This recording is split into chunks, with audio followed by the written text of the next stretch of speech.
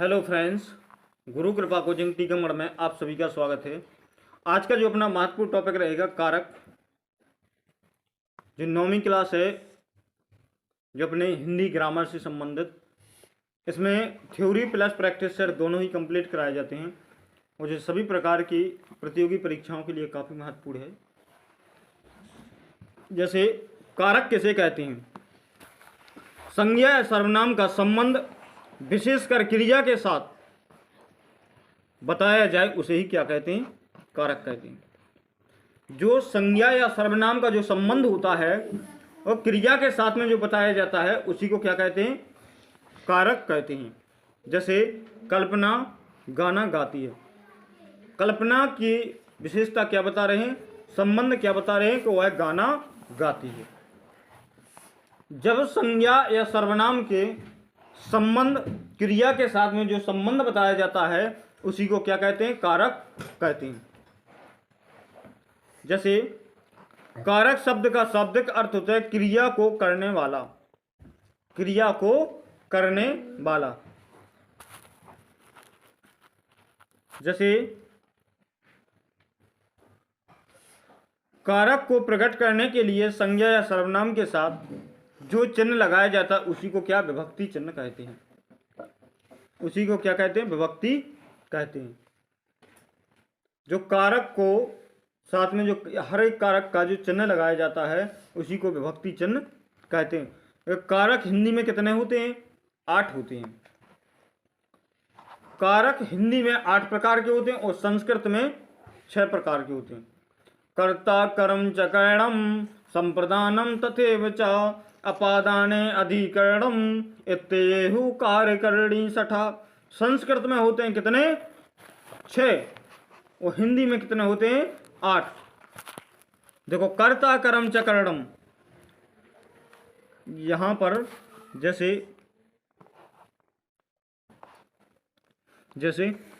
कर्ता कर्म च करणम संप्रदानम तथैव च अपादाने अधिकरणम इत्येहु कार्यकरणी सठा। इसमें संस्कृत में संबोधन और संबंध कारक को 2 को छोड़ दिया जाता है। संबंध और संबोधन इन 2 को छोड़ दिया जाता है। बाकी ये 6 कारक कहाँ पर? संस्कृत में गिने जाते हैं। संस्कृत में कितने? 6 कारक जो गिने जाते हैं। किसको? संबंध और संबोधन को 2 को छोड़ दिया जाता है।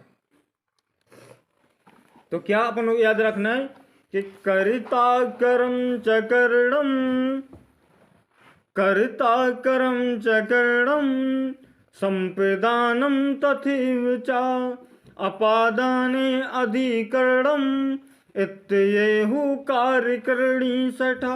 और बस इसमें कितने? 2 कारक और जोड़ देना। कौन से? संबंध और संबोधन। तो किसके? हिंदी के बन जाएंगे। 6 कारकों की बात कहेंगे तो संस्कृत में चले जाएंगे, 8 कारकों की बात कहेंगे तो हिंदी के आ जाएंगे। हिंदी में कुल कारक कितने हैं? 8 कारक हैं। कितने हैं? 8 कारक हैं। कौन कौन से? देखो किसकी क्या विभक्ति है।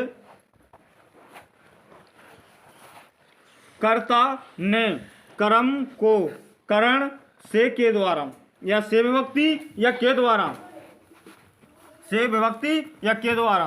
अपादान विभक्ति क्या है? अपादान की विभक्ति क्या है? के लिए या को। संप्रदान की विभक्ति क्या है? के लिए या को। अपादान की विभक्ति क्या? से या अलग होने का बोध प्रकट होता है। से या अलग होने का बोध प्रकट होता है, वहां पर कौन सी? अपादान कारक होता है। संबंध कारक। संबंध कारक क्या होता है? का, की, के, मेरा, मेरी, मेरे और राजी, रे, नानी, ने। जहां पर एक दूसरे का संबंध बताया जाता है वहां पर संबंध कारक होता है। अधिकरण कारक में, पर या पे। में, पर या पे, ये क्या है? अधिकरण कारक की विभक्ति है। जैसे संबंध कारक की, संबोधन कारक की, हे या अरे या अरी, ये क्या है? संबोधन कारक की विभक्ति है। तीसरा है जैसे कर्ण कारक। कर्ण कारक किसे कहते हैं? कर्ण कारक किसे कहते हैं? जैसे जब कर्ता कार्य करते समय जिन साधनों का प्रयोग करता है उसे करण कारक कहते हैं। इसकी विभक्ति से होती है। जैसे मनोज पेन से पत्र लिखता है, कारण बताया जाता है। मनोज कैसे पेन से पत्र लिख रहा है, कारण बता रहा है। राधा चाकू से सब्जी काटती है, कारण क्या है, चाकू है, चाकू से काट रही है। राम ने रावण को बाण से मारा, से विभक्ति का प्रयोग किया जा रहा है। चाकू से कारण बता रहा, पेन से। जहां पर कारण बताया जाएगा वहां पर कौन सा करण कारक होगा, क्या कौन सा होगा, करण कारक होगा। नेक्स्ट जैसे संप्रदान कारक। संप्रदान कारक कौन सा होता है? संप्रदान शब्द का अर्थ होता है देन, देना। जहां पर विभक्ति शब्द का प्रयोग किया जाता है काय का, के लिए, किसका, के लिए। जैसे आलोक माँ के लिए दवा लाया, तो किसका, के लिए का प्रयोग किया गया है ना। कविता ने सविता को पुस्तक दी, तो को विभक्ति का प्रयोग किया गया है। भिखारी को भिक्षा दी, को विभक्ति। घर के लिए सामान मंगाओ, तो को के लिए विभक्ति। तो जहां पर के लिए और को विभक्ति का प्रयोग किया जाता है वहां पर कर्ता कौन सा हो जाएगा, कौन सा, संप्रदान कारक हो जाएगा। कौन सा, संप्रदान कारक हो जाएगा। अपादान कारक में क्या होता है, अलग होने का बोध होता है। कैसा, अलग होने का बोध होता है। जैसे गंगा हिमालय से अलग होती है, गंगा हिमालय से अलग। जहां पर अलग होने का बोध होता है, पेड़ से पत्ता गिरा, तो पेड़ से पत्ता अलग हो रहा है ना। बालक घर से स्कूल जाता है, तो वो घर से अलग हो रहा है ना। लोग गांव से शहर जाते हैं, तो गांव से अलग हो रहे हैं ना। तो जहां पर अलग होने का बोध प्रकट होगा तो वहां पर कौन सा कारक होगा, अपादान, सॉरी कौन सा कारक होगा, अपादान कारक नहीं होगा। कौन सा, अपादान कारक होगा। कौन सा, अपादान कारक।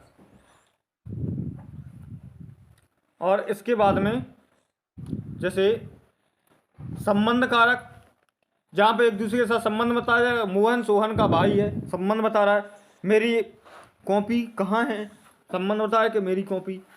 अधिकरण कारक में पर पे ये विभक्ति मिलेगा। जैसे पेड़ पर पक्षी बैठा है, पेड़ पर बैठा है ना, मेज पर पुस्तक रखी है।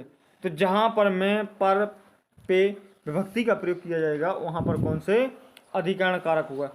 संबोधन कारक, जहां पर ओह, अरे, हे, ओह में लुट गया, ओह आज कितनी ठंड है। तो इस प्रकार के शब्दों का जहां पर प्रयोग किया जाएगा, संबोधन कारक का चिन्ह देख लेना। संबोधन का यदि चिन्ह लगा है तो समझना संबोधन कारक होगा। जैसे अब देखेंगे अपन इसके प्रैक्टिस सेट। कारक शब्द का शाब्दिक अर्थ क्या होता है, कारक शब्द का शाब्दिक अर्थ होता है करने वाला। क्या होता है, करने वाला।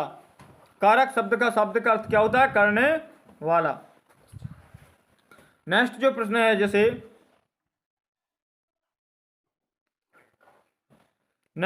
है, जैसे संज्ञा एवं सर्वनाम का संबंध विशेषकर क्रियाओं के साथ बताए जाए उसे क्या कहते हैं, उसे क्या बोलेंगे, कारक कहेंगे। कारक के कितने प्रकार होते हैं, 6, 7, 8, 10। तो कितने होते हैं, 8 प्रकार होते हैं। कितने, 8। कर्ता कर्मचक करणम संप्रदानम तथेपचा अपादान अधिकरणम इत्येहु कार्यकरणी सटा। 6 तो ये हो गए, एक संबंध और संबोधन 2 ये हो गए। कितने होते हैं, 8 होते हैं। कितने, हिंदी में 8 प्रकार होते हैं। जैसे लोग बदनामी से डरते हैं, इनमें कौन सा कारक है, कौन सा, बदनामी से विभक्ति का प्रयोग किया गया तो कौन सा अपादान कारक हो जाएगा। कौन सा, अपादान कारक हो जाएगा। जैसे नेक्स्ट जो प्रश्न है, जैसे निम्न वाक्यों में से अधिकरण कारक का प्रयोग किस वाक्य में हुआ है, तो किस में हुआ, मेज पर पुस्तक पर विभक्ति का प्रयोग हुआ है ना। कौन सा, डी वाला ऑप्शन इसका राइट आंसर हो जाएगा। नेक्स्ट जो प्रश्न है, जैसे आज के लिए बस इतना ही फ्रेंड्स, मिलते हैं नेक्स्ट वीडियो में। तब तक के लिए जय हिंद, वंदे मातरम। वीडियो अच्छा लगे तो लाइक, शेयर और सब्सक्राइब करना ना भूलें। थैंक यू, जय हिंद, वंदे मातरम।